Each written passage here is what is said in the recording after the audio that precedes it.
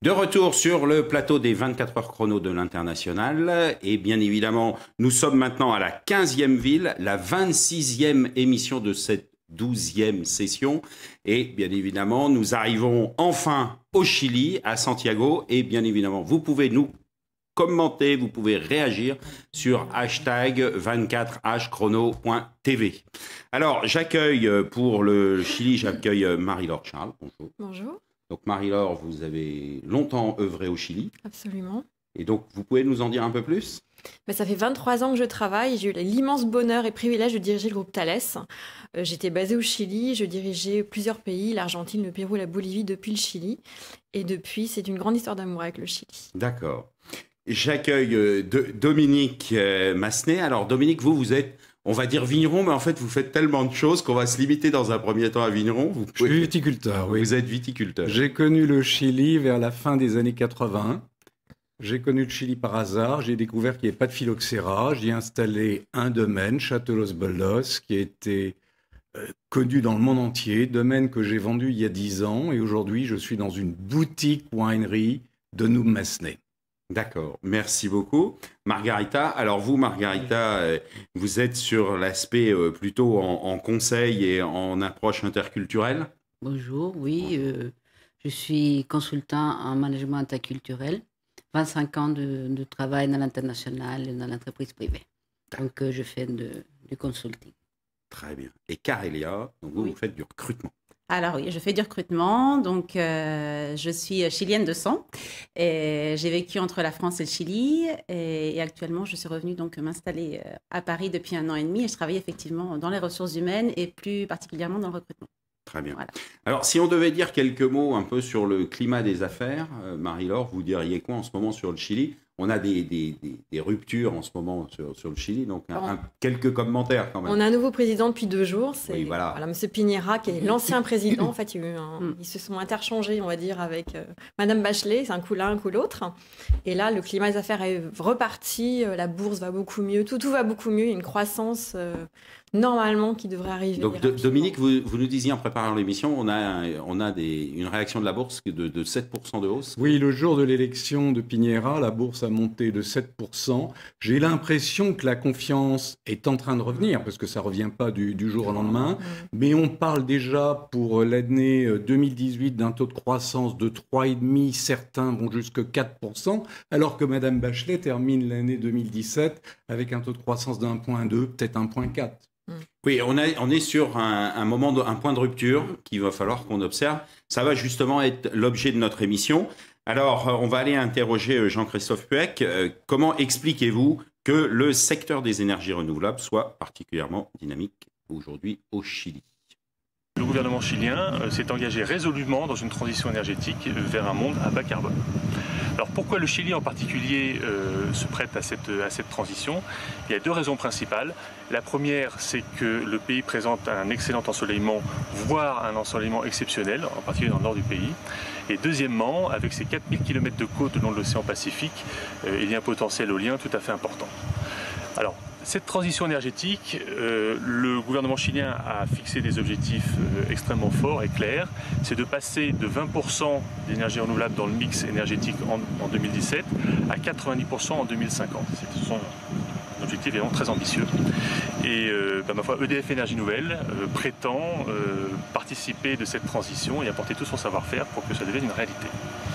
Voilà, on a bien compris que l'énergie renouvelable est un point fort. Donc, bien évidemment, Marie-Laure, quelques commentaires suite à cette intervention ? Alors en fait, en 2005, il y avait zéro énergie renouvelable, donc il y avait tout à faire. Là, on est je crois qu'à 5% d'énergie. Bon, je travaille chez Engie aujourd'hui, je l'avais pas dit tout à l'heure, bon, je suis chez Engie, voilà. Oui, donc l'énergie, vous connaissez ? L'énergie, on connaît un petit peu. Nous, on a une centrale thermique à Mejillones, dans le nord. Donc à part EDF, il y a aussi Total, qui a un énorme champ, une ferme solaire aussi dans le nord du pays. Et dans le solaire, il y a tout à faire, parce que le désert d'Atacama, qui est un des plus purs au monde, il n'y a pas de pollution, le ciel est magnifique, donc c'est tout le temps ensoleillé, en fait. Tout est à faire, vraiment. On part de pas grand-chose, en fait. En 2005, il n'y avait rien.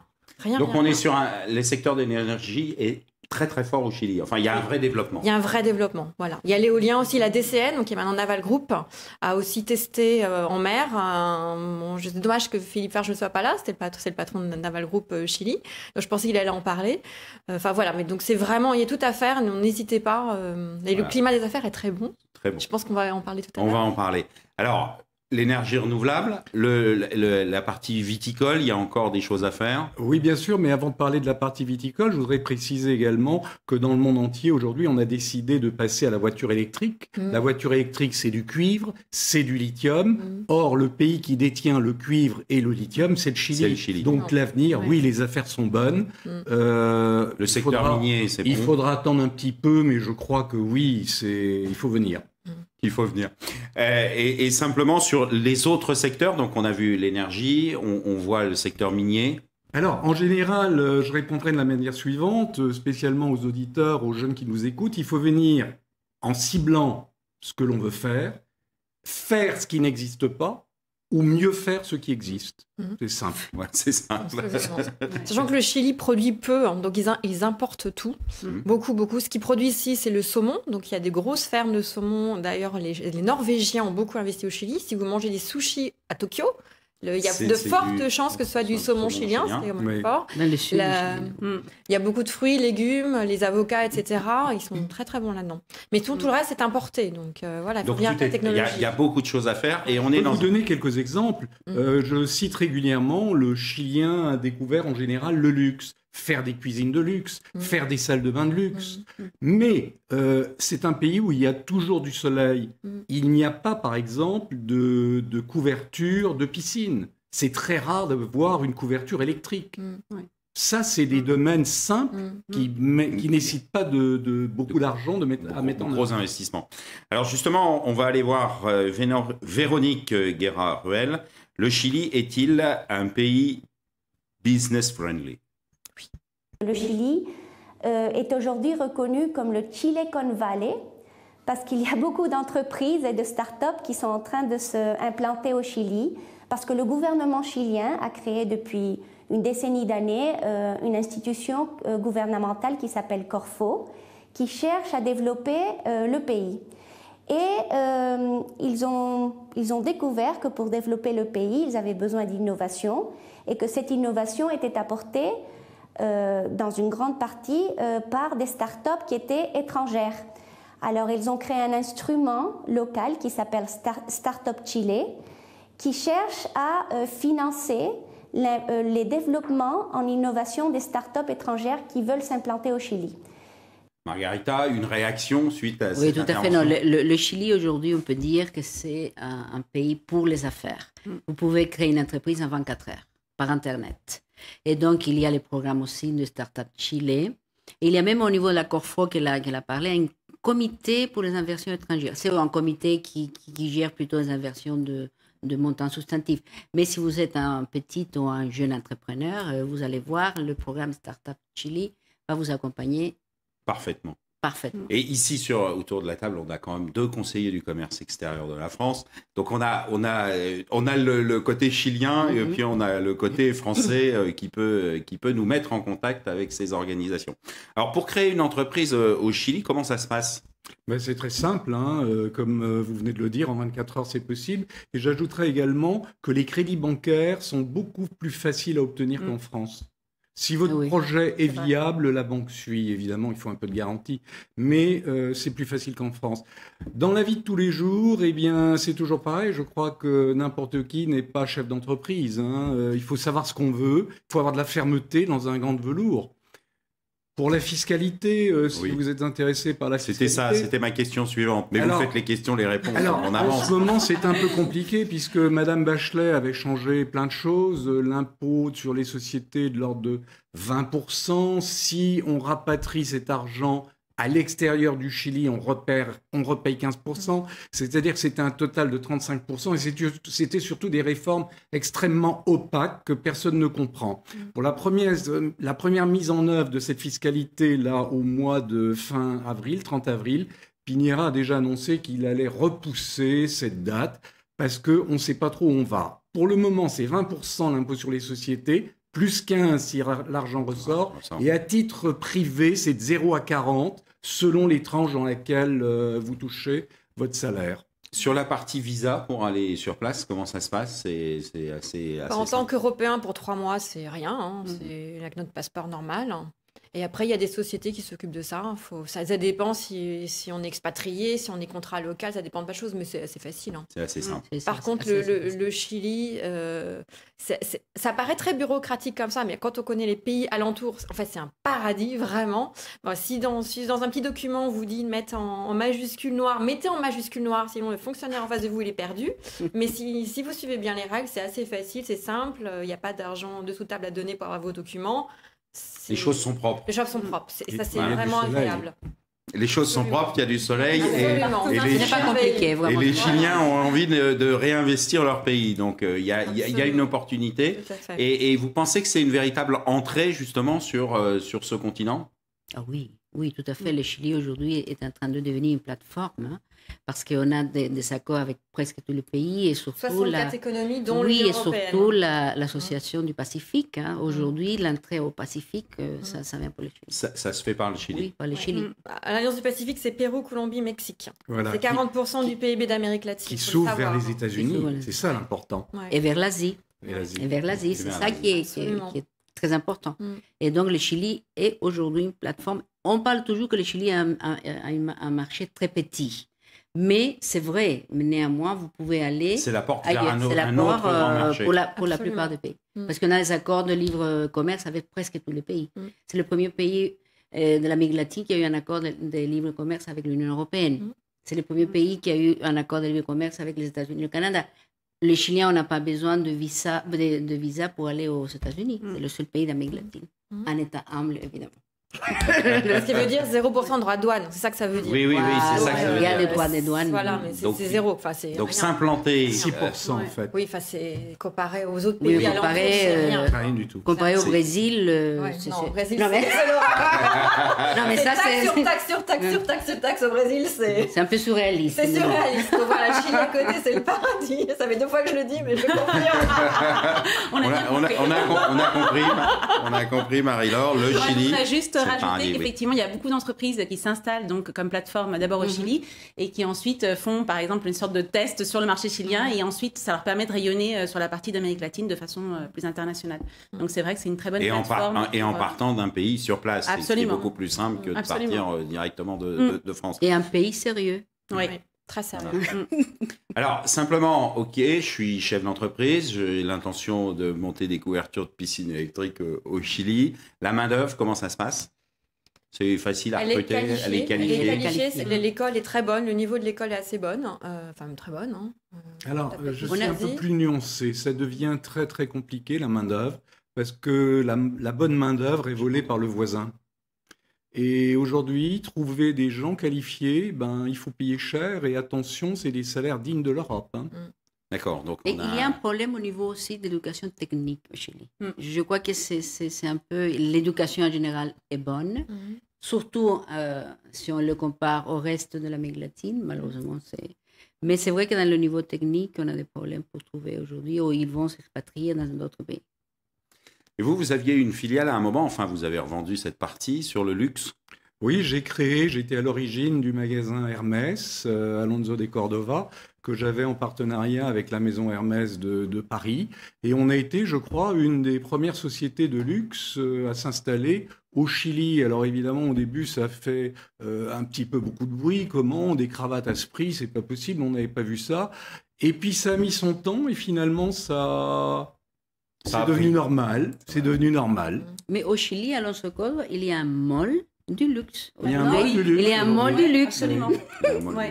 Mais c'est des choses nouvelles. Il y a 30 ans, quand je suis arrivé au Chili, Ouais, c'est personne N'aurait n'avait osé. l'idée de ce que c'était que le luxe. Et on n'osait pas le porter parce que Ouais. ça ne se faisait pas, c'était mal vu. Aujourd'hui, non. Il y a des magasins. Il y a un magasin dans ce hall de luxe, De luxe. de Rolls-Royce et de Bentley. Ouais. D'ailleurs, c'est assez invraisemblable de voir les grosses voitures de luxe qu'on voit dans Santiago. Donc, c'est des choses le niveau de vie augmente et les choses commencent à être un peu identiques à d'autres pays où on retrouve ces codes. Alors c'est intéressant cette question parce que le niveau de vie augmente, on ne sait pas trop. En 2014, par exemple, le niveau de vie par habitant selon le PIB était de 23 000 $. Aujourd'hui, avec Madame Bachelet, en 2016, on est tombé à 13 000. Ça va remonter. Les chiffres, sont là. Forcément. Alors, il a été question à l'époque d'un mauvais recensement. On a refait le recensement, puisque tout dépend de par combien de personnes on divise, le PIB. Je sais pas. Mais enfin, Santiago n'en vit en rien aux capitales d'Amérique du Sud ou européennes. Très bien, on va aller interviewer une nouvelle fois Véronique. Comment aborder les relations professionnelles avec les Chiliens? Il faut bien générer de la confiance avec les Chiliens avant de commencer à faire un travail ensemble.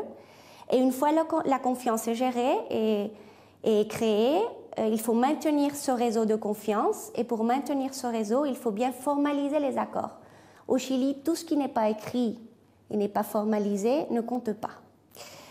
C'est la première chose. Et la deuxième chose, il est très important de se faire accompagner parce que le fait d'avoir des réseaux est clair et critique, est important, comme je l'ai déjà dit. Et pour créer ces réseaux, il faut se faire aider par quelqu'un, par une institution, soit la chambre de commerce ou une autre, qui puisse aider aux entreprises à bien connaître les personnes adéquates pour créer le réseau. Merci beaucoup de cet éclairage. Alors, Carélia, comment vous percevez justement cette différence culturelle dans le business et au travail? Alors vous, chilienne, mais vous vivez en France maintenant, donc vous... Bien sûr. Je pense déjà que les relations professionnelles, elles sont peut-être un peu moins informelles. Elles sont plus informelles là-bas au Chili qu'ici. C'est moins protocolaire déjà. Je pense qu'il y a un accès plus facile, de par l'intérêt justement des Chiliens vers les business européens ou les Européens. Donc ça, je pense que ça facilite beaucoup. C'est vrai qu'il faut faire un suivi des dossiers. C'est vrai que les Chiliens ont tendance des fois à éviter de dire non. Donc, quand on fait une proposition de travail, on a souvent du mal à obtenir le non. Donc, il faut vraiment faire un suivi régulier sur les dossiers et effectivement se faire aider, se faire accompagner pour arriver au réseau.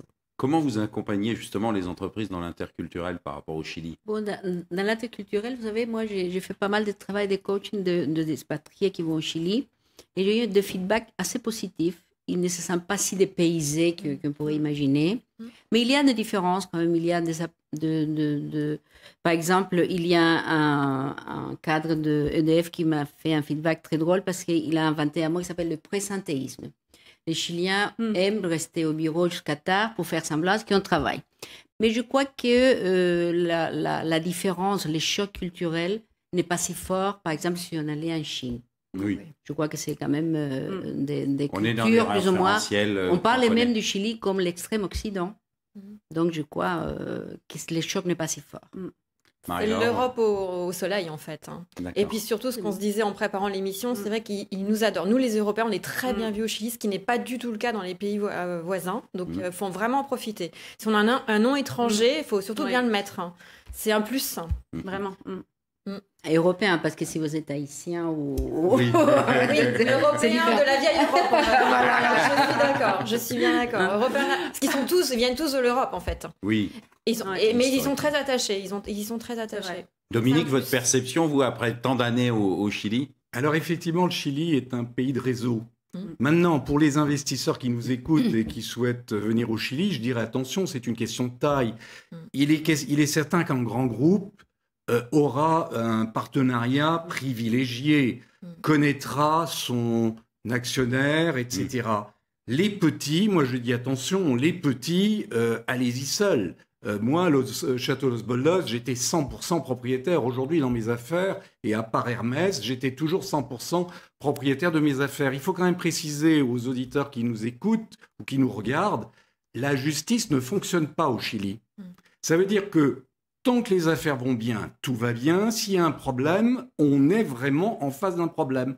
Je conseille à tous les gens qui vont aller au Chili de prévoir une clause d'arbitrage, de préférence internationale.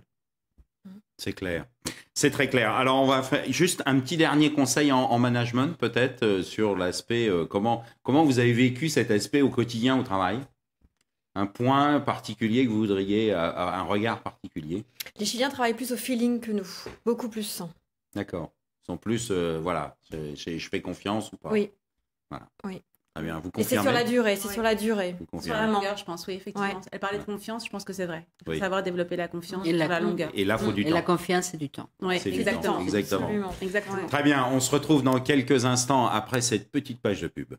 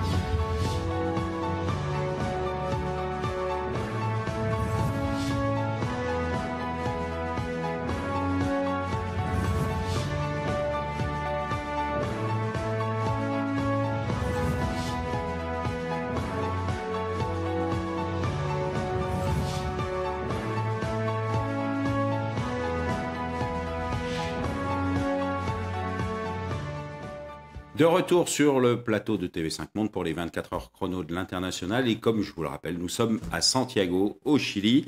Alors, justement, comment ça se passe, la vie quotidienne au Chili? Alors, le coût de vie, par exemple, comment on est? Alors, vous n'êtes pas tous d'accord sur le niveau de... D'accord, non. Alors, Enfin, le coût de vie par rapport, si on compare par rapport à la France, si on a un revenu similaire en parlant d'un bon salaire, je sais pas, d'un cadre par exemple, ce que la personne peut opter à avoir à Santiago en termes de logement est beaucoup plus grand par exemple et beaucoup moins cher de ce qu'on peut trouver à Paris, en sachant qu'à Paris c'est extrêmement ouais, enfin, cher. on, Voilà, on c'est- compare Paris et Santiago. Oui, là. effectivement, mais il y a la possibilité d'avoir un logement de grands espaces à des prix qui finalement par rapport à ici, voilà, sont pas... Ouais, moi, je confirme, j'ai vécu 4 ans au Brésil. Franchement, je vivais 100 fois mieux à Santiago et beaucoup moins cher, mais beaucoup.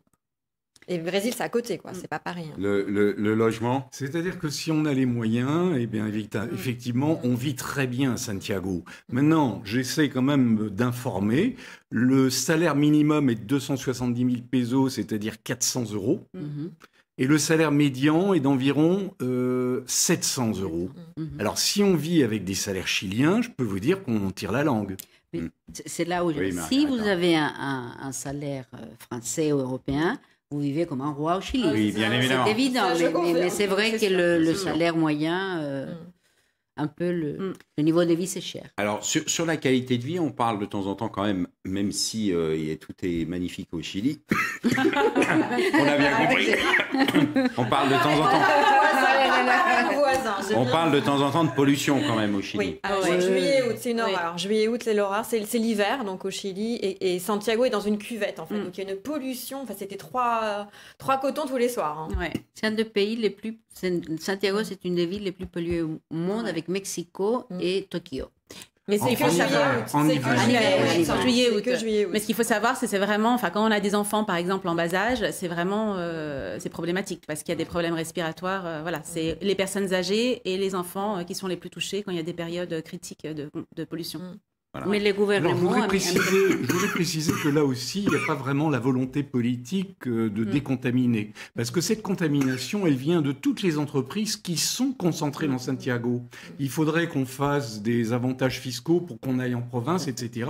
Et que toutes ces entreprises quittent cette banlieue parisienne, cette banlieue... voilà, c'est ça. Et ça irait mieux au niveau de la contamination. C'est mieux, oui, voilà. Ouais. Bon, on va La pas... contamination, c'est pollution. Hein. En espagnol. Oui. Ouais.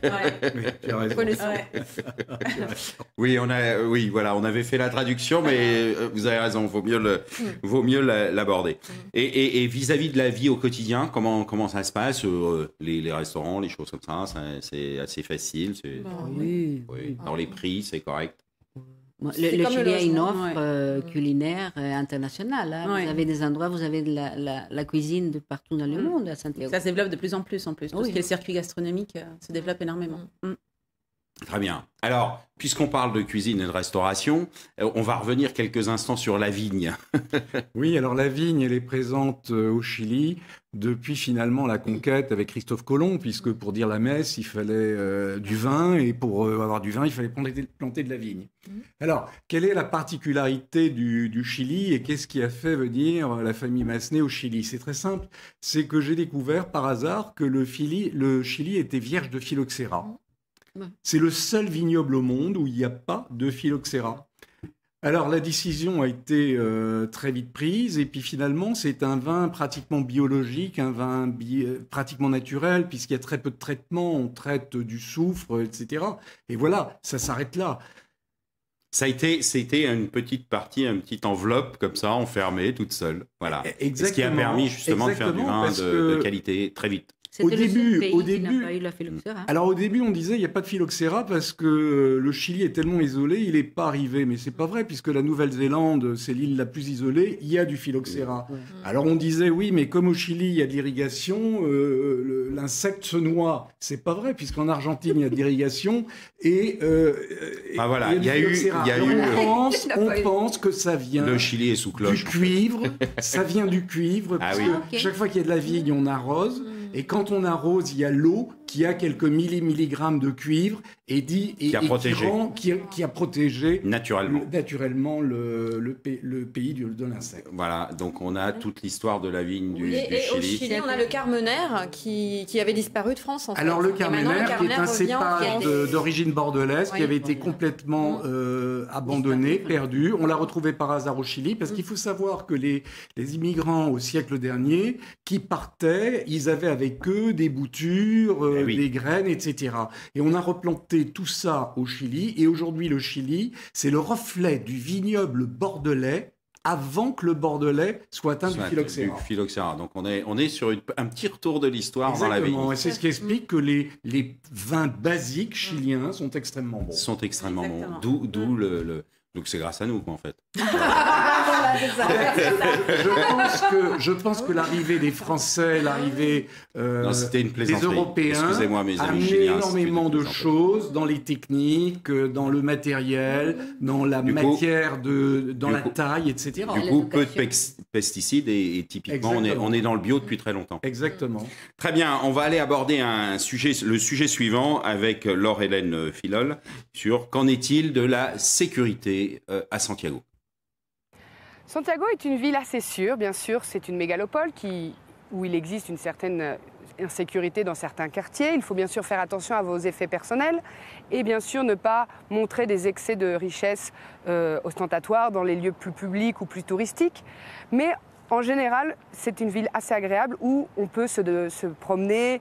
Et moi, par exemple, en tant que femme, je n'ai aucune sensation d'insécurité. Je me déplace dans la ville en taxi, en bicyclette ou en voiture personnelle. Donc c'est une ville qui est agréable. Il existe certains cas de cambriolage ou de vol à la tire, mais ça reste pour une ville latine-américaine, très sûre. Merci pour cet éclairage sur la sécurité. Alors, comment vous vivez justement cette sécurité ou cette partielle insécurité? Faut appeler les mots un chat, comme on dit. Voilà. Oui, Margarita. Je vais vous dire qu'on peut dire que le Chili et Santiago en particulier, c'est une ville sûre. Si on le compare, moi j'ai vécu au Mexique, j'ai vécu au Brésil, et c'est vraiment le paradis. Néanmoins, c'est vrai qu'il y a comme partout des problèmes de sécurité, c'est général, je Attention. crois. Il faut faire attention, il ne faut pas sortir avec des bijoux, c'est partout. Mais je crois que dans le contexte latino-américain, le Chili, c'est un pays quand même assez sûr.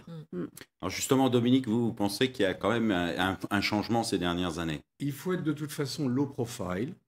OK. Ouais. Vous avez une grosse voiture, vous êtes suivi, on appelle ça porte-nassau, et vous êtes attaqué. Moi, je crois qu'il y a beaucoup de violence, je ne partage pas tellement ce point de vue. Personnellement, j'ai fait l'objet de menaces de mort.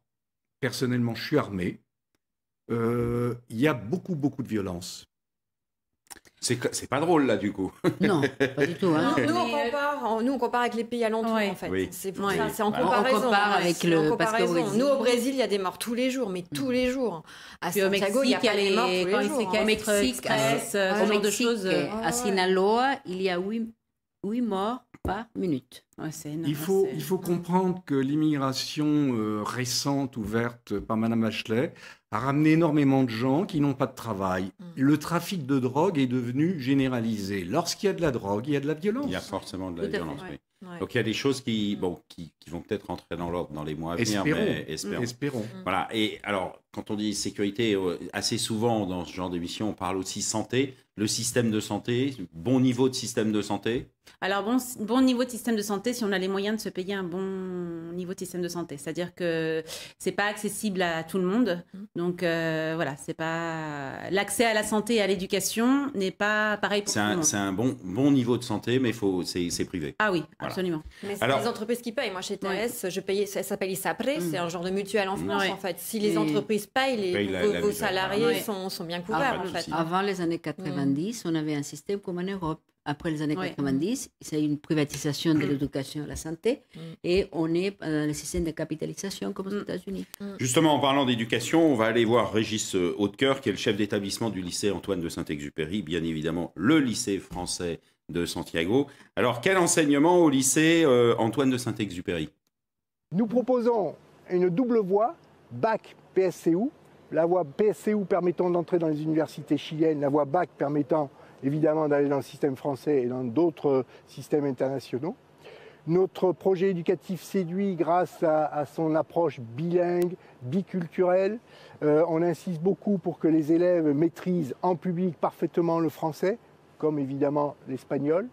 Nous faisons un gros effort sur l'intégration des enfants à besoins spécifiques. Enfin, de nombreux projets qui soient artistiques, ouverts sur le pays. Et je terminerai avec un projet issu de la COP21, en parfait accord avec la politique énergétique du Chili, l'installation de 600 panneaux solaires sur nos toits. Installation qui fait du lycée Antoine de Saint-Exupéry l'établissement scolaire au Chili qui a la plus grande installation de panneaux solaires, qui permet de produire 40% de nos besoins en électricité. De retour sur le plateau, et bien évidemment, on va parler un peu d'éducation. Alors, le lycée Antoine de Saint-Exupéry... C'est un des Marie-Laure. meilleurs lycées français au monde. Il y a beaucoup de mentions très très bien au bac. Et c'est pas un bac au rabais, c'est le bac de Nantes, de l'Académie de Nantes. Donc voilà. Donc, il n'y a pas de souci Voilà. d'éducation. Voilà. Alors, vos enfants étaient allés au lycée français? Oui, mes deux garçons sont passés par le lycée français. Ils ont eu la mention. Voilà. Effectivement, Donc, je on confirme. a Très bon établissement. très bon établissement. Et sur la scolarité, alors, soit on va au lycée français, donc là, c'est clair. Sur la scolarité de manière simple, sur le Chili en général. Bah, la scolarité est aussi chère. Donc, c'est aussi, il faut On avoir est les sur un moyens système. pour pouvoir se payer une bonne école, une bonne université. Donc, voilà. Mais oui, enfin, il y a de très bonnes universités, de très bonnes écoles. Il y a des Oui. très bons... Ah, pardon. Je voudrais préciser que dans le cadre du lycée français, par exemple, pour mes enfants, je payais tous les mois la mensualité correspondante et c'était pas donné, oui. Non, c'est pas on est Je le dis parce que les Français se rendent pas bien compte de la chance qu'ils ont d'envoyer les enfants à l'école sans rien payer. Exactement. Absolument. C'est un privilège. Mais au niveau de l'université, le Chili, vraiment, est un niveau assez Ah oui. élevé. Oui. Il y a, moi, j'avais fait Sciences Po ici. Il y a Sciences Po qui a des accords avec Ouais. l'université au Chili. Et Harvard University, c'est la même chose. Hein. Mm. Donc, le niveau des universités traditionnelles aussi à Chili, aussi à catholique, c'est vrai qu'avec dans les années 90, on a privatisé l'éducation, mais ça reste quand même. Le niveau d'éducation, y compris Un du bon coup niveau. des collaborateurs, est un excellent Moi, niveau. j'avais des Ouais. ingénieurs, j'avais beaucoup d'ingénieurs, et ils arrivaient à un Très très bon bon niveau. niveau. hein. Un niveau très comparable Ah oui, à l'Europe. franchement, ouais, Oui. ouais. Très bien, on va faire une petite page de pub et ensuite on clôturera toute cette magnifique émission.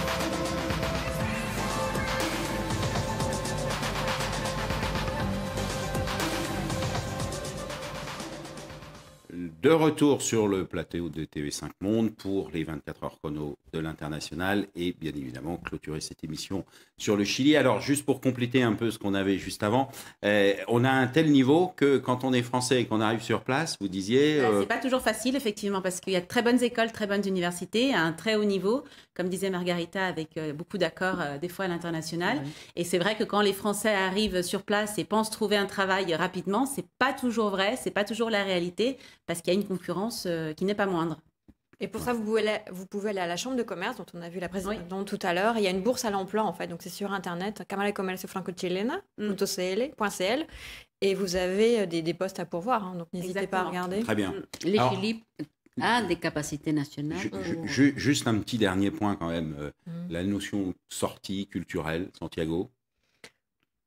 Ça, c'est le petit bémol de l'émission. C'est pas Buenos Aires. C'est pas Buenos Aires. Ni Rio. Mais on peut aller à Buenos Aires le week-end pour aller voir une Alors, vous qui vivez sur place en permanence. À Santiago, c'est davantage sportif. On va se promener dans les Andes. Ouais. On va faire des week-ends au bord d'un lac.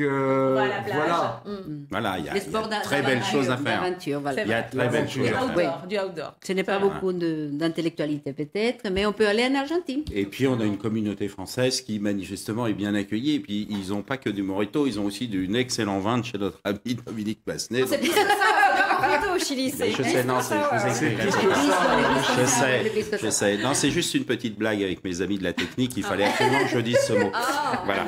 Alors, écoutez, je pense qu'on est arrivé. Si on avait un mot à retenir pour les entrepreneurs qui veulent aller au Chili. Allez-y déjà en vacances, que ce soit dans le sud, en Patagonie ou au nord, dans le désert d'Atacama, c'est magnifique. Et puis après, vous pouvez voir si vous comptez y aller ou pas. Mais déjà, allez-y déjà en vacances. Un point d'interculturel à retenir. Essayez de comprendre la culture chilienne, pas en comparant avec votre culture. Un point pour un entrepreneur. Les affaires sont bonnes, mais il faut rester prudent. Un point une vue chilienne. Une vue chilienne, que c'est un pays magnifique avec des paysages extraordinaires et que ça vaut vraiment le coup de le connaître. Voilà. Merci beaucoup. On a tous compris que c'était un très très beau pays. Il avait été mis sous cloche. Il vient de se réveiller là il y a quelques jours. Écoutez, merci beaucoup pour cette émission sur le Chili. On se retrouve dans quelques instants pour une spéciale Canada sur l'implantation des entreprises et à 16h pour Destination Stockholm.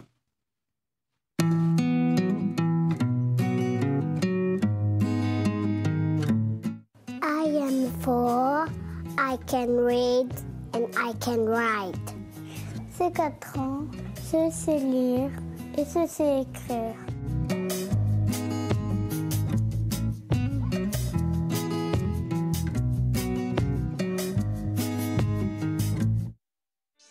Bonjour à tous. Vous résidez hors de l'Union européenne ou dans les dom-toms. Alors découvrez l'expérience Renault Eurodrive de transit temporaire. Vous savez, les plaques rouges. Pour commander et réserver votre véhicule, 2 possibilités s'offrent à vous. Vous pouvez le commander auprès d'un agent local ou le réserver en ligne sur notre site internet. Avec Renault Eurodrive, vous bénéficiez de la gamme la plus large et la mieux équipée du marché. Voilà, Renault Eurodrive, c'est une voiture neuve hors taxe, un service premium tout compris et des équipes dédiées qui mettent tout en œuvre pour que vous profitiez au maximum de votre voyage. Renault Eurodrive, c'est vraiment l'Europe en toute sérénité.